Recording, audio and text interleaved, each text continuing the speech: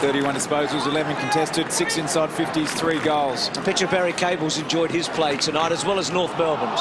Carlton in trouble. Wells with the outside of the boot going close to the boundary line. In fact, it's a cross.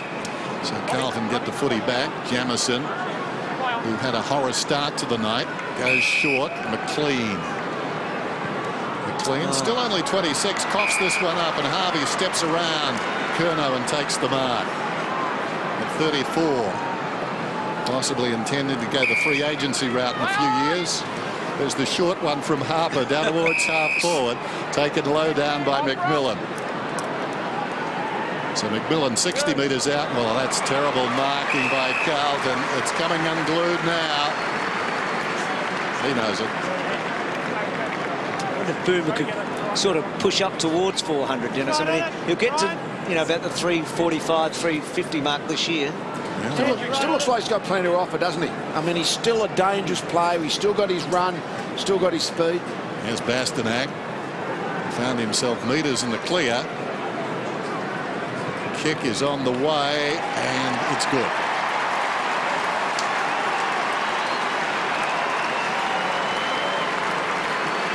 So that was a real breakdown, wasn't it, in their defence right there. I suppose they've got to try and push more players forward because the game has got away from them, and they've got to try and at least get some scores. But Bruce made the point about percentage being something you've got to take into account given the logjam in the middle of the table. Yep. And it's 54 points at the moment. 20 goals for they've kicked.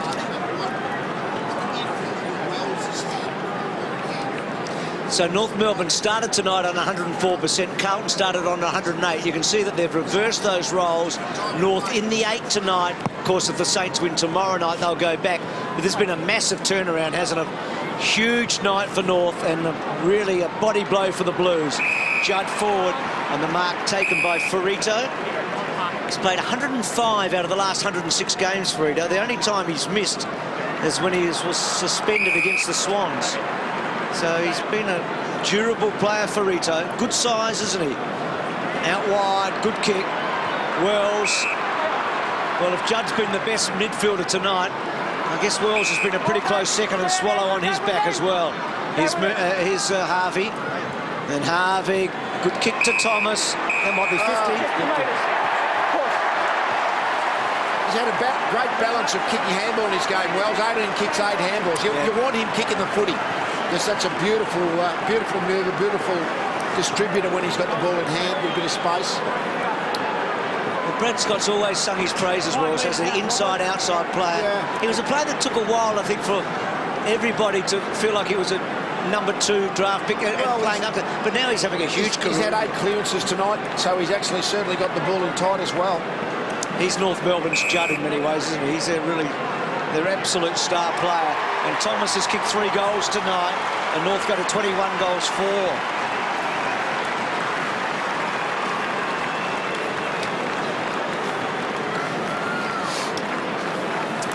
So Petrie off the ground with 7. Campbell, the sub, is out there now. The forward line has been so active tonight as far as North are concerned. It's cheeky. There's something on it though, Bruce.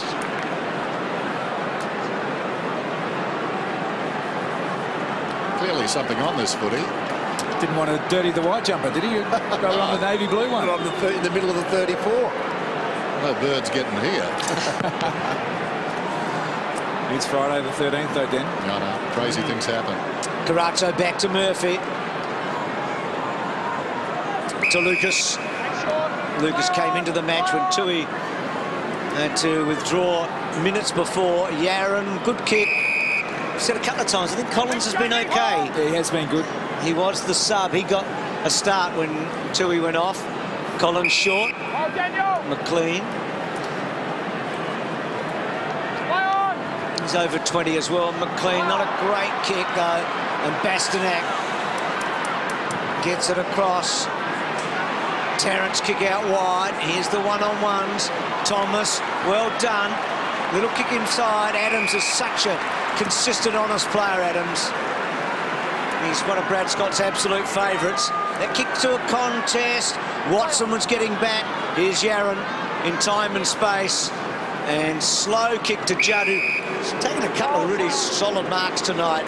That one, a good one again. So Scotland out wide to Gibbs. And he had a half a dozen disposals in the first half, Gibbs.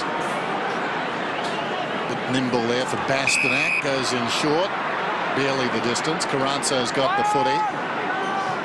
So, as a result of this, Carlton will slump to 7 and 8. And a lot of teams around them on 7 and 7. So, it makes their job pretty tough. Into the path of Dygan. Dygan gets the kick off and kicks a beautiful goal.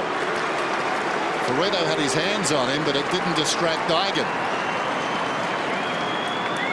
If it turns around and shows him the number on the back, it might be too muddy or too bird-like to actually see it. But anyway, it was interesting playing him forward again tonight, wasn't it? Because you felt like last week he had the right match-up with Maxwell. You know, he had the right guy to go to but tonight it didn't work. I know he's got playing as a defensive forward is a different kettle of fish than just playing as a normal offensive forward where you've got to go and find the ball.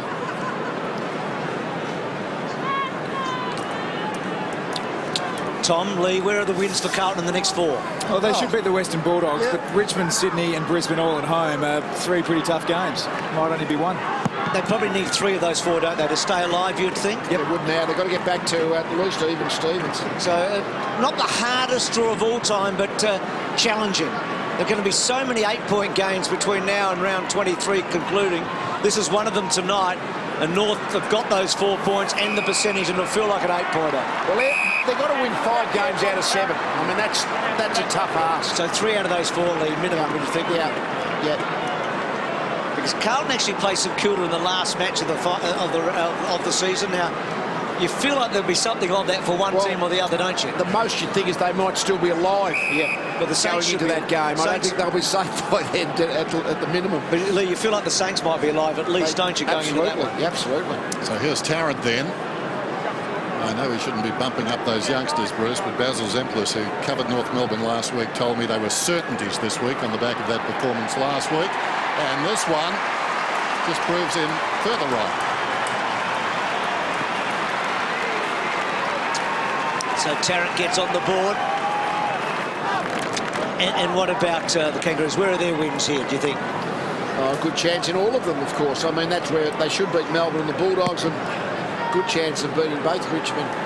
Well, it'll be a huge game with Richmond next week, you would think, wouldn't you? So Judd yet again out of the centre. Kicking to half forward. Ferretto.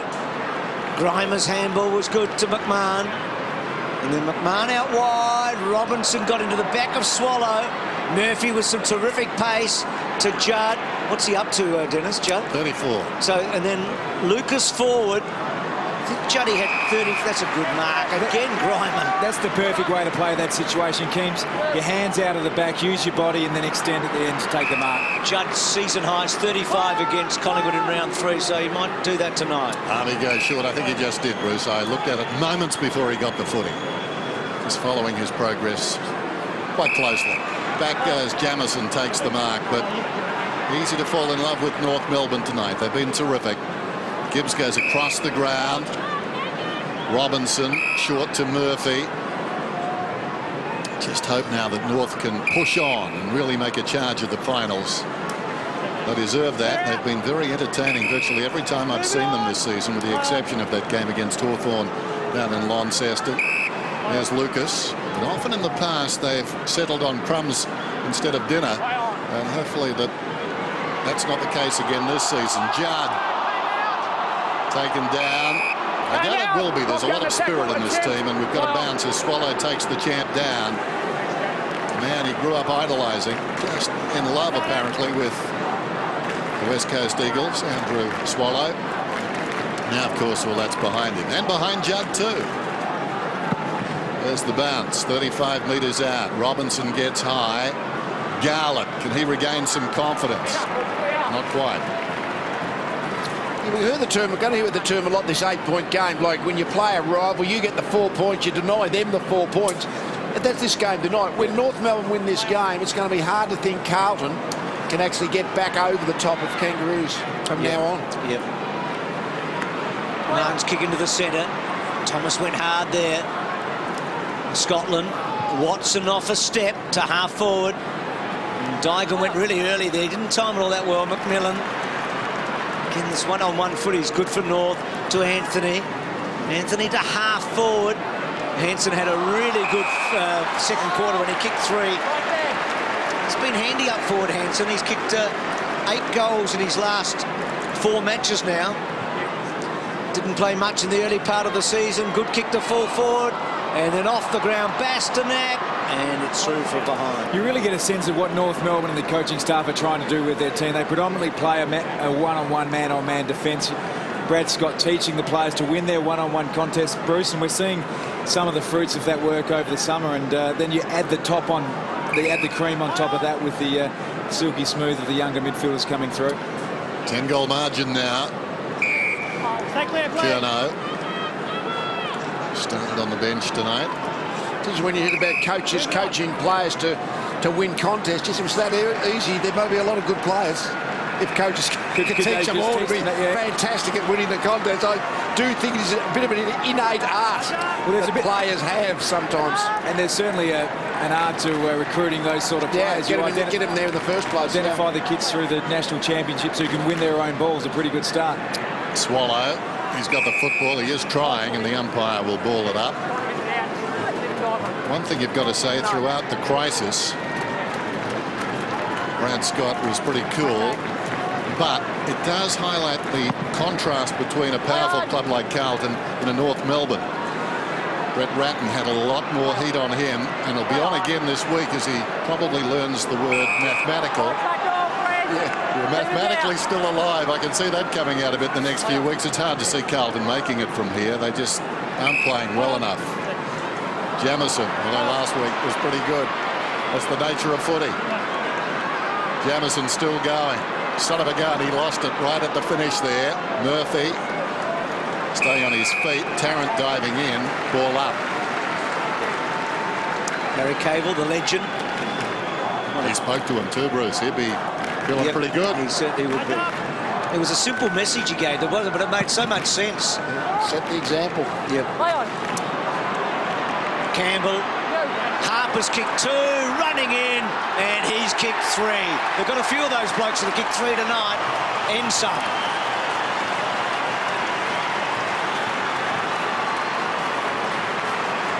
Given a Friday night, they've responded really well, fans-wise and also on the field, haven't they? Yep. That's what happens when you bring a band in, see? Out of the middle, Kangaroos go forward from Bastanak, but the mark is taken in defence by Jamison. Did you like the Rubens, Den? I did, as a matter of fact. Is that who they were? I just heard them. They were very, very loud.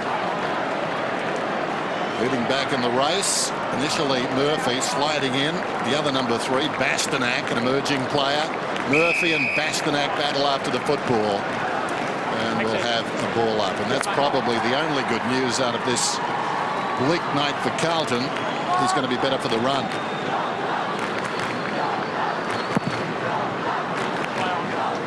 Cruiser knocks it down towards half forward. Carrazzo hasn't been as good in the second half. Well done by McMillan. Knocked it his way. Thompson releases Campbell, delays the hand pass and goes to right. They're so quick, aren't they? And then Campbell running hard, kicking to his mate in Thomas. Front spot. McInnes at the back. Thomas could be dangerous now. Can't quite get a handle on it. Still with it though. Good, well played, McInnes. And a ball up. Joe has been good, Goldstein. I think he's done Cruiser in the ruck. Yeah. I think he's rucked for the whole game. I haven't seen anyone else from the Kangaroos certainly do a centre bounce. So he can run for long minutes, Goldstein, get a bit of the ball, and has been really good in that contest. Lee, in about 2 weeks' time, McIntosh is available. What do you reckon they're going to do? There's a kick forward by Curnow. Betts and Harvey. Back to Collins, back to Curnow, and back to Carrazzo. He's just waiting Carrazzo, wanting the right one. It's a poor kick. What do you think with McIntosh? Well, to answer that question, I think Goldstein in the ruck, Petrie is the forward backup ruckman. You don't need the other 200-centimetre ruckman. Happens so often when you have particularly a young ruckman. Get back to that. Armfield, sorry, Tommy. No, of the mark. Well, things that happen when Armfield's got the ball tonight, so we've got to be... That's right. Tom's aware of that. Collins goes down towards the pocket areas again. Armfield takes the mark. Looks right back outside the 50 and comes to McLean. Now they skirt the perimeter. Collins has got it. Lays it off. Murphy. Well, Dygan was on. He's ignored that. Betts will mark it.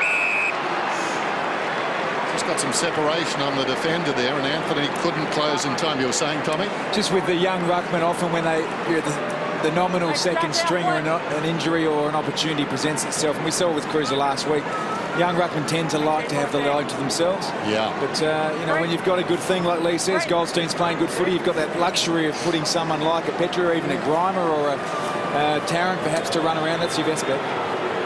Need to continue that. It's a good discussion point as Betts comes in and kicks the goal. He's got 2 tonight, an early one and a late one. Under 6 minutes remaining. 143 plays 83. So Betts, who kicked that early goal. It's interesting with McIntosh. Geelong would give their eye teeth for McIntosh. McIntosh right now. I mean, he's a very good player, McIntosh. Well, ruckman's like that. I mean, you probably always want to go into the season with 3 reasonable ruck options, but you can never really play 3 at the one time. There's the ladder there. So North started tonight on 104.8. Carlton started on 108.7. They've swapped. You can see the damage done.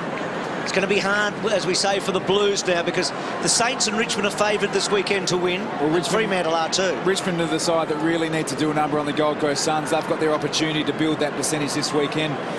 So Carlton could go, Tom, from 9th to 12th this weekend. Admittedly, it'll only be that one game behind the Kangaroos, but it'll feel like a lot more after tonight. They will be licking their wounds. And North, as Judd gets hold of a swallow, he's been good tonight. Juddy's run has been brilliant, and he's kicked the ball so well. That one forward, Wells couldn't quite, and at long last, Garlett's going to get a goal. It's been a bit of a drought for Jeffrey.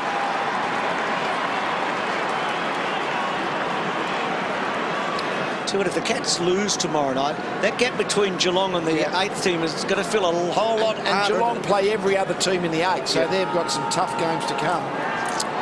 So the margin 54 points then. Good to see Garlett get a late goal.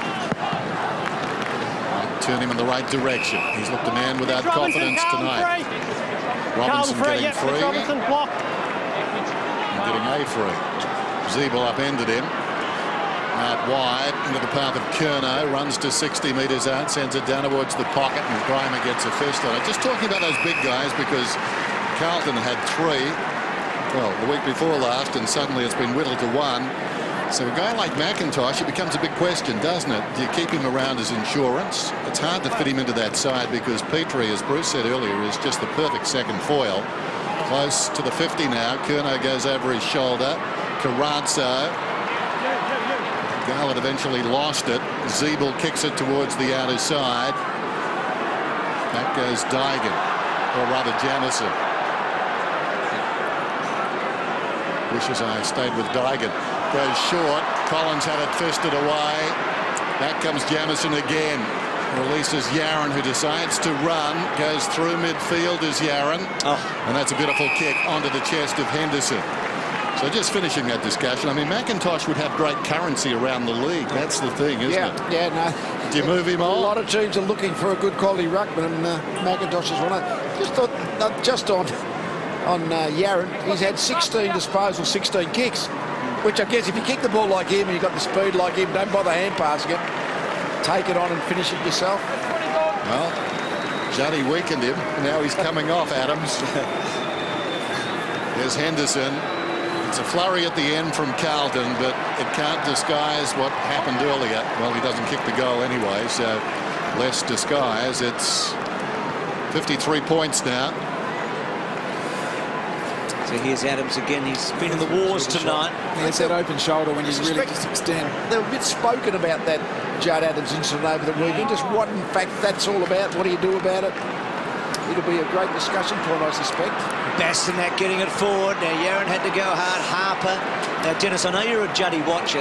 Yep. He's on 36. Career high 39. He's had a 37 and a 36. So, as Adams not interested in those numbers at all, he's in a bit of pain. So, Juddy, just the equal third highest ever His best for Carlton's 37 against the Pies, so I don't know where he is at the moment, but he's not near the ball. But it's been a big night in a glorious career. Betts tried to get it off Thompson. And I guess in many ways it's been an awful night for him because the team that he captains has been hammered, haven't they? I think it's one of his very best nights, to be honest, that I've seen him play. But the team has got sort of slaughtered in the process.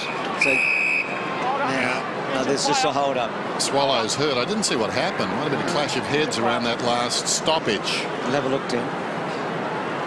Swallow coming in. Oh, got the boot right in the face from Harper, eh? Yeah. Wow. Seeing it in replay on the giant screen here and acknowledging the toughness of the North Melbourne captain. Inside the forward 50, Carranzo's over the football. Well, that was clever by Thomas to get around front and stifle the hand pass. On the burst there and falling to the ground, Carranzo to Yaron. That was a hand pass. Gave it across towards Armfield. Armfield looks every which way and then drives it out towards Judd. So Judd tracking his man Anthony. Zeeble inside the forward 50. Carlton outnumbered and outmarked.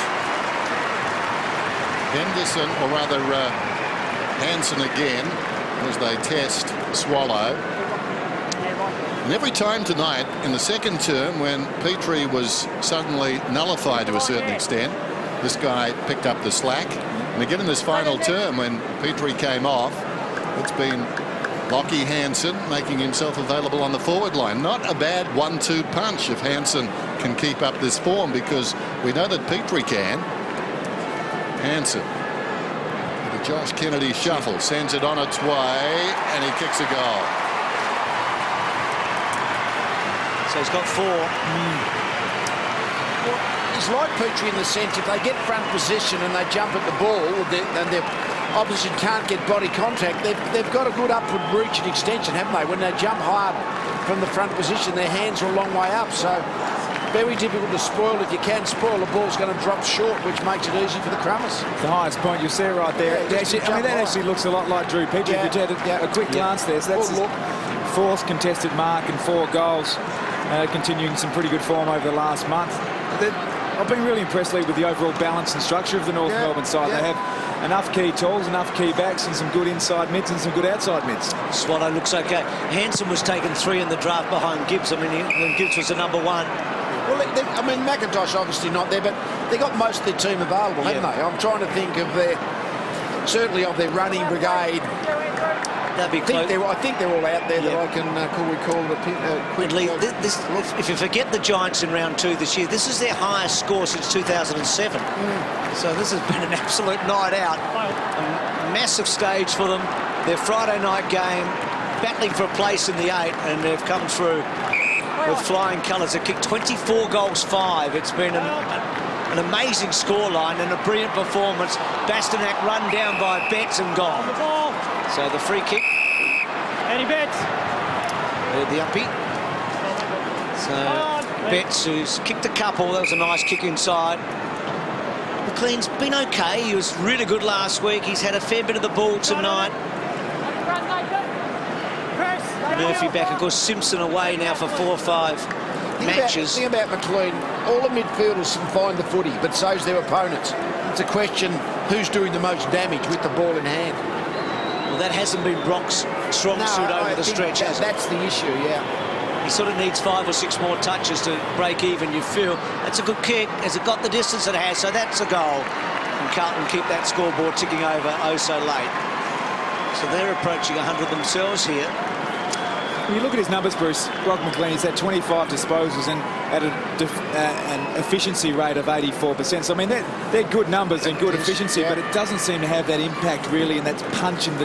Yeah, the effectiveness of your disposal. Yeah. I mean, not effectiveness in terms of making errors, but the creativity of your, and the penetration of your disposals. Yep. He's done enough tonight to keep his place in the team, though. It's almost like the opposite of Daniel Wells. They've had about the same number of ball in hands, but Wells is so good when he gets the ball in hands. He carries the footy and yet Wells just creates so well. And the stats say Wells running at 58%. I know which 26 possessions I'd prefer. Yep. Just wonder whether Brock McLean, as I said earlier, 26, he seems older, but he might be a reasonable fit at Sydney as a man that could top up their list because the game generally played in close up there, but they might have a little piece in the contract that applies to Twitter. I don't know. Harper kicks inside the forward 50, tracking it down there. I think Lee's on Twitter this week too. Opportunity for Gibbs. I didn't mean to put you away. No, I'm not. But yes, I am, if that makes sense. Apparently. Here's Collins. And this ball going close to the boundary line. Actually, I mentioned it to the Beast the other day that although there is somebody purporting to be me on Twitter, it's not me. He had a look at it and he said, well, don't say anything. He's far more entertaining than you. Boundary throw in. Hooked down behind by Goldstein. There's the siren. It's all over. North Melbourne love them tonight. Friday night football has been a real eye-opener.